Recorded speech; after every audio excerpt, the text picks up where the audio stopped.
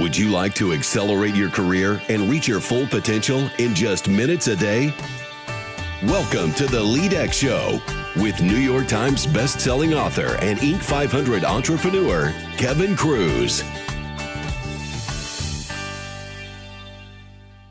What's the secret to creating a calmer, more fulfilling life? Hello, everyone. Kevin Kruse here, and in just a minute, we're going to talk about how a day of rest can save your life. But first, congratulations. You believe in lifelong learning. You believe that to achieve more, you must become more. You believe that leadership is the key to making a difference. Whether you listen during your morning commute or maybe on your morning run, you know that LEADx is the smartest way to start your day. Tell your friends LEADx helps you to stand out and to get ahead. And today's 1-minute career tip is let it go. Too many of us are feeling overworked, overwhelmed, we're stressed out, and left unchecked, we can hit a breaking point. A powerful strategy is to let go of the things that are out of your control. The first sentence of the classic Serenity Prayer is, God grant me the serenity to accept the things I cannot change, courage to change the things I can, and wisdom to know the difference.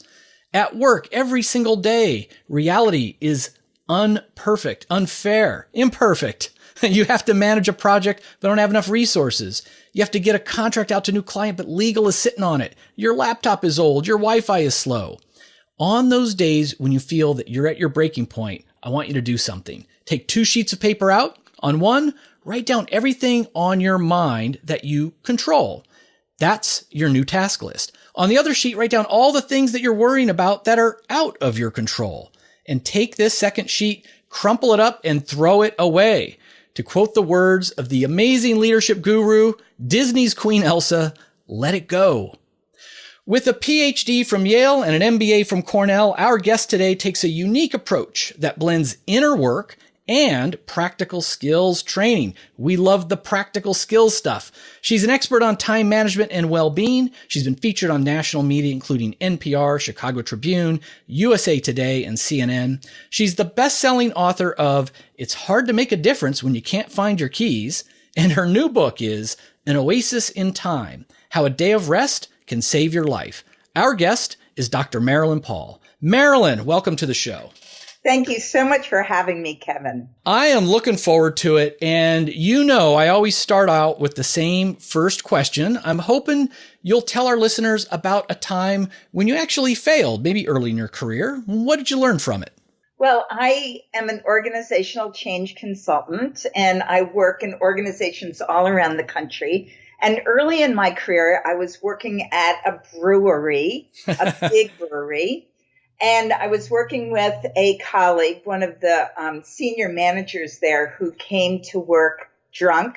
Oh. And I told him so. You can't do that. And that was a failure. I did it poorly. I didn't use the right approach to help this man. And I was out of there. That was a failure. So how would you do it differently today? First of all, I would talk to his colleagues. I would get to know him better. I would establish much more rapport. I was quite young, and I felt I didn't understand alcoholism. I thought, well, don't do it. Don't come to work drunk. And that is not helpful for people to hear. Now I understand he was struggling with an addiction, and I think I humiliated him. I did it in private, of course, but I would do it totally differently today. I would take much more time, get to know him, talk to his colleagues very judiciously, find out what had been done before, and start very differently. Yeah, it's amazing, isn't it, Marilyn? When we are just starting out in our careers and much younger, everything seems so simple and black and white. Yeah, I thought it was pretty straightforward. You cannot do this. But I was the one who left, not him. Right. I went from there on to many other projects and learned a lot. I feel like failure is one of life's greatest lessons. So I did learn a lot. Yeah, I always say it's really, you can't win and lose. It's win or learn. I mean, we learn from everything. You know, failure is feedback one way or another. It's just feedback. Absolutely. So tell me, Marilyn, your new book is An Oasis in Time. Why did you decide to write this book? Did anything sort of trigger it as your next project? Well, over time, I've worked more and more with clients where people are overwhelmed, overworked, and for many of them, many of the people in the clients I work with don't see how to take a break. There's always something else to do, something important to do. And even weekends are full of either work or errands or just catching up. And I could see that they needed to learn how to pace themselves. That sounds, when I say pace yourself, to many people, that means slow down and don't do a good job. But I myself, about many years ago, learned about keeping a Sabbath, and I started to very reluctantly and discovered that it actually does save my life.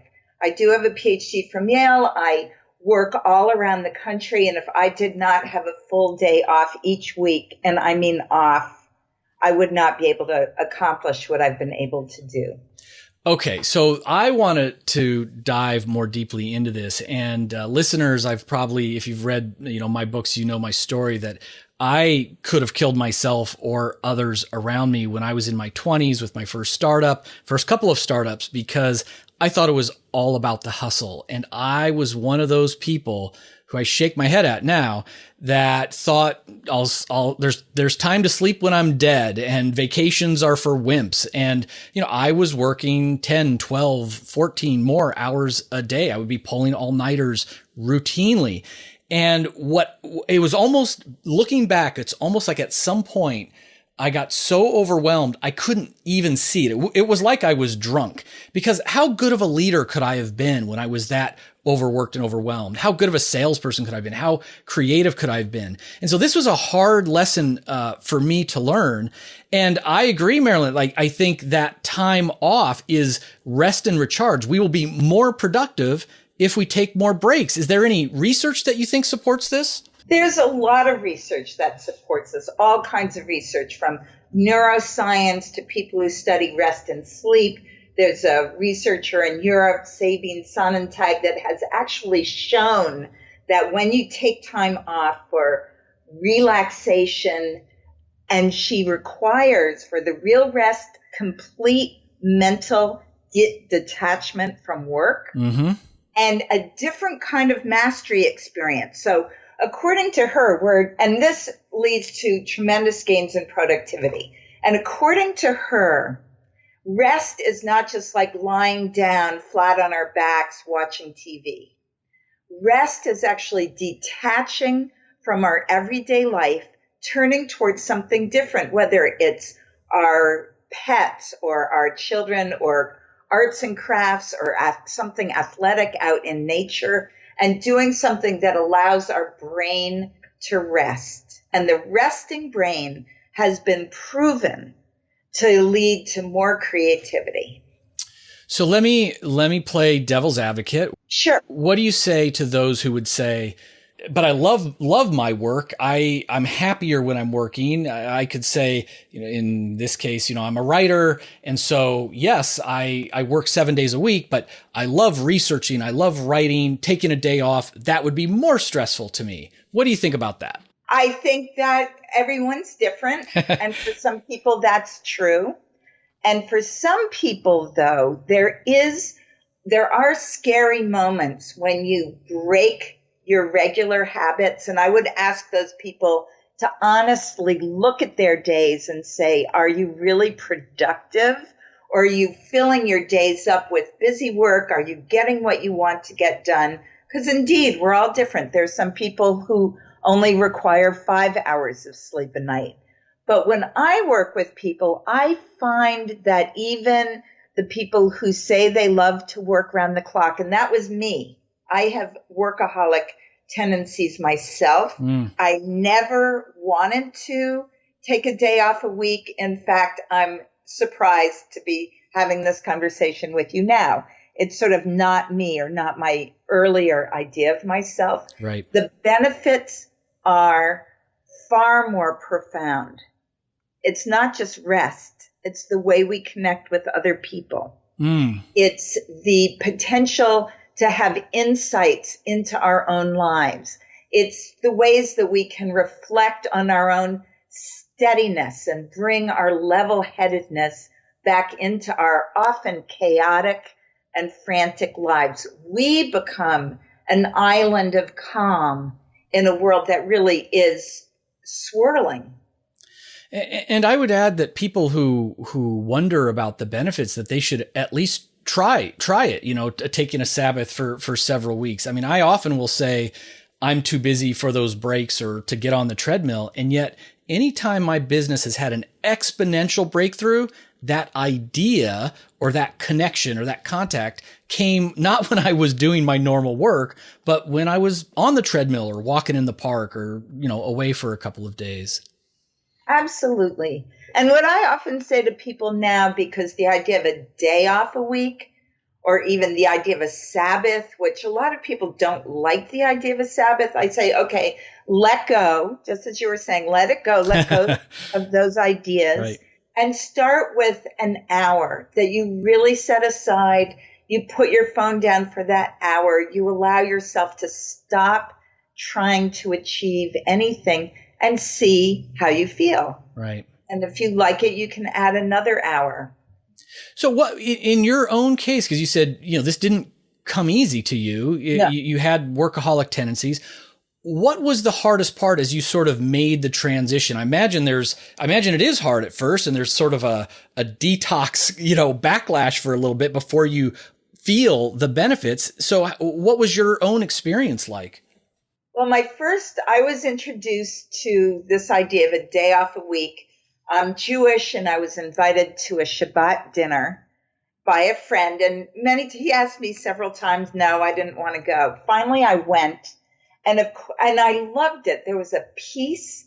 People were singing songs. It was really delightful. But I went home and went back to work. So then I learned that I could do this with other people.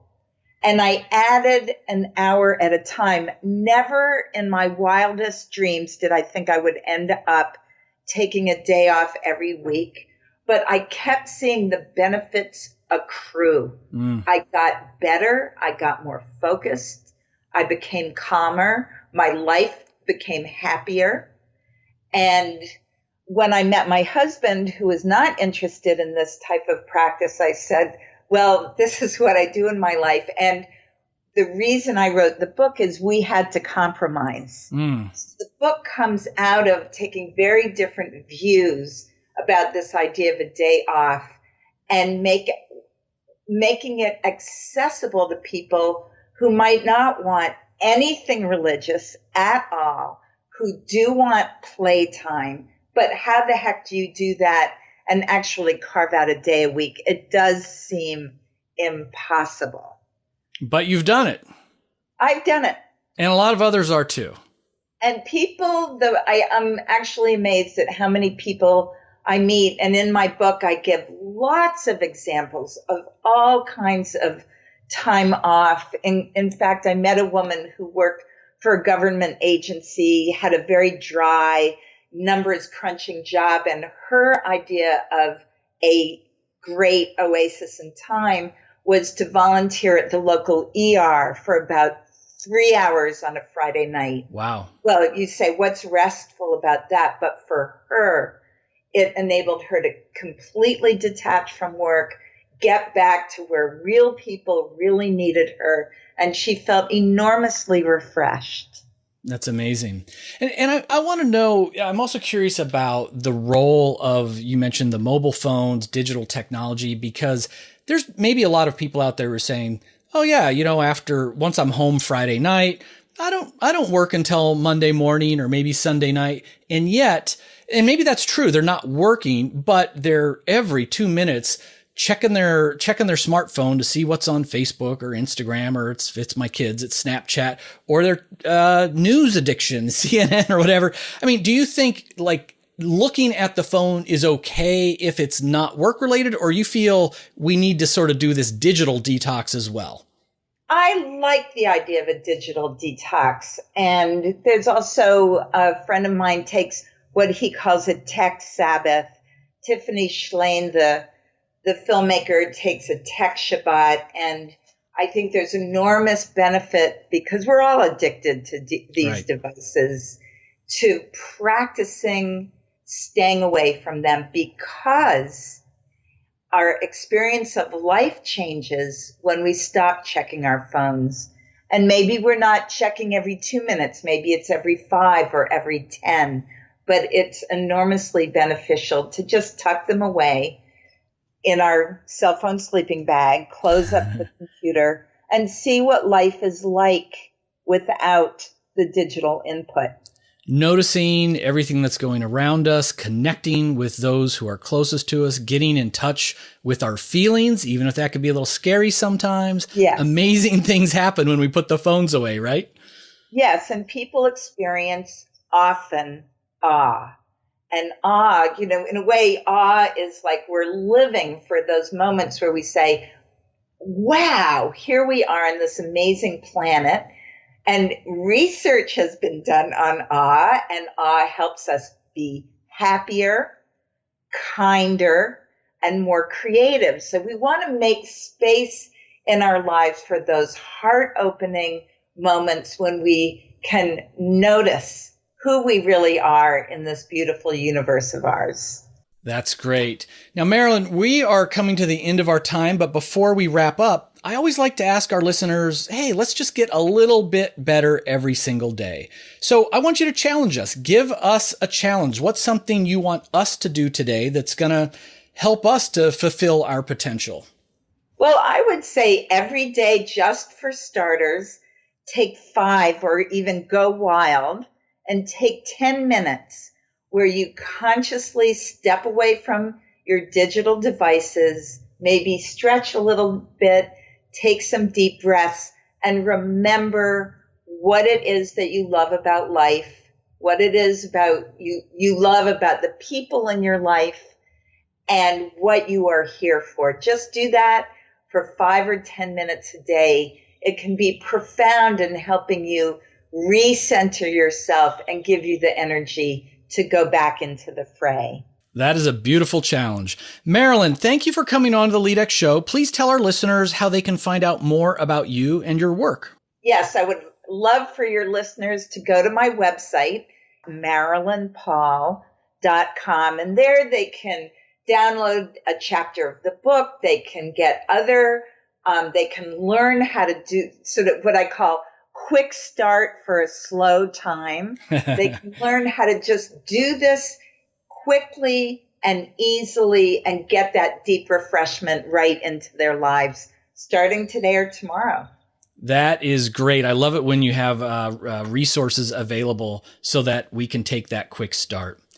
Friends, you've just been mentored by Dr. Marilyn Paul. Don't forget, you can get the links she just mentioned and the notes from this interview over at leadx.org. You can also download my free ebook, Richard Branson's 7 Secrets to Leadership, at leadx.org/Branson. Until next time, remember, leadership isn't a choice because it's all about influence. You influence people when you speak up and take action, but you also influence people when you choose to be silent, when you choose to be a bystander. You're always influencing, you're always leading those around you. The question is, how will you lead today?